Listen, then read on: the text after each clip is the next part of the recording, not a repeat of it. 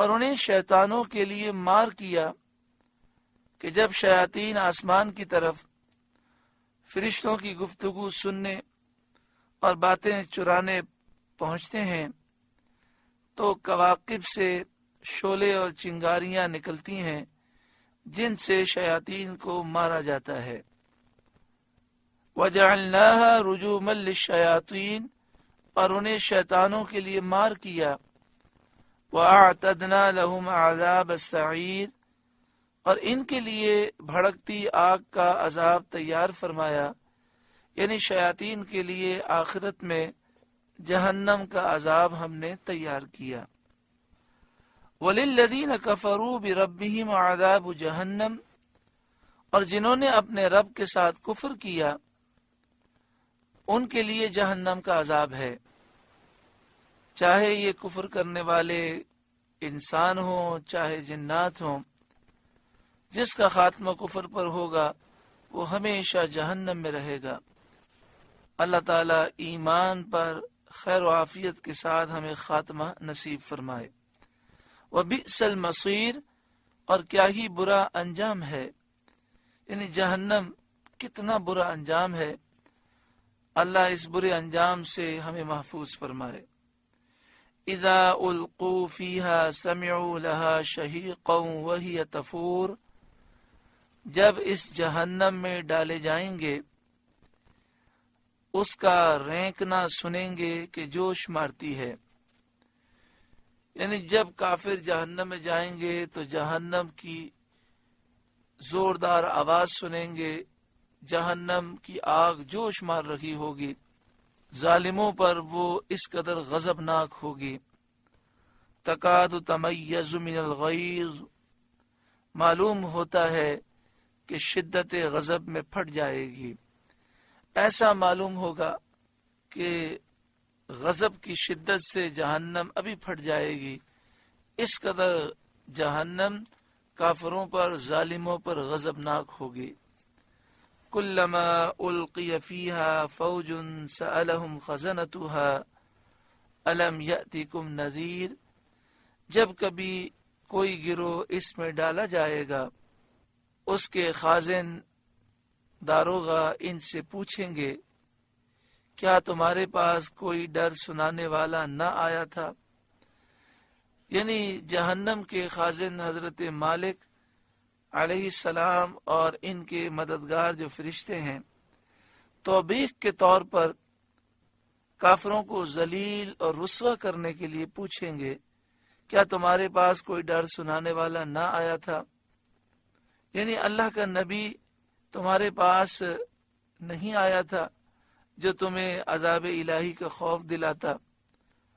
قالوا بلا قد جاءنا نذیر وہ کہیں گے کیوں نہیں، بے شک ہمارے پاس ڈر سنانے والے تشریف لائے اور انہوں نے اللہ کے احکام پہنچائے، اللہ کے غضب اور آخرت کے عذاب سے ہمیں ڈرایا۔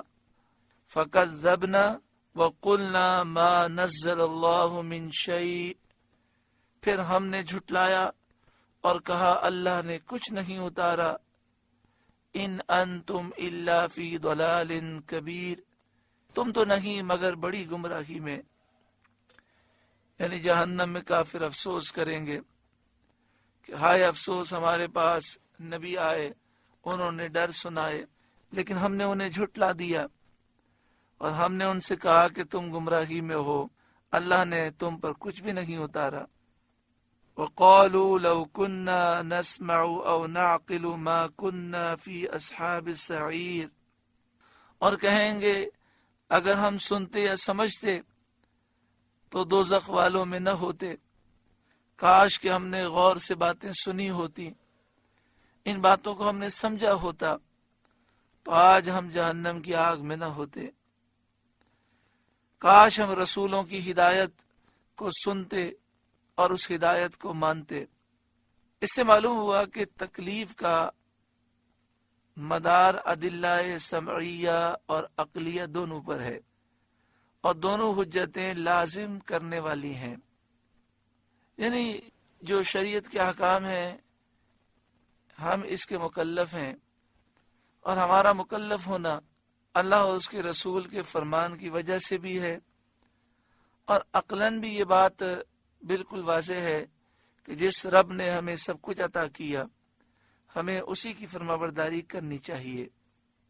فاعترفوا بذنبہم، اب اپنے گناہ کا اقرار کیا، یعنی جہنم میں کافروں نے گناہ کا اقرار کیا کہ ہم رسولوں کی تکذیب کرتے تھے، ان کا مذاق اڑاتے تھے، لیکن اس وقت کا اقرار اور اس وقت کی ندامت انہیں کچھ فائدہ نہ دے گی، تو ان سے کہا جائے گا اب تم نے اقرار کیا، فَسُحْقًا لِأَصْحَابِ السَّعِيرِ، تو پھٹکار ہو دوزخیوں کو۔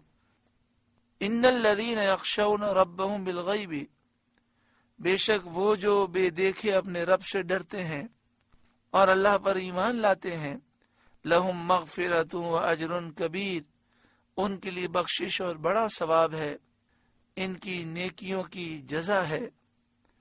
وَأَسِرُّوا قَوْلَكُمْ أَوِ اجْهَرُوا بِهِ، اور تم اپنی بات آہستہ کہو یا آواز سے کہو، زور سے کہو۔ إِنَّهُ عَلِيمٌ بِذَاتِ الصُّدُورِ، وہ تو دلوں کی بات جانتا ہے، اللہ پر کوئی چیز پوشیدہ نہیں۔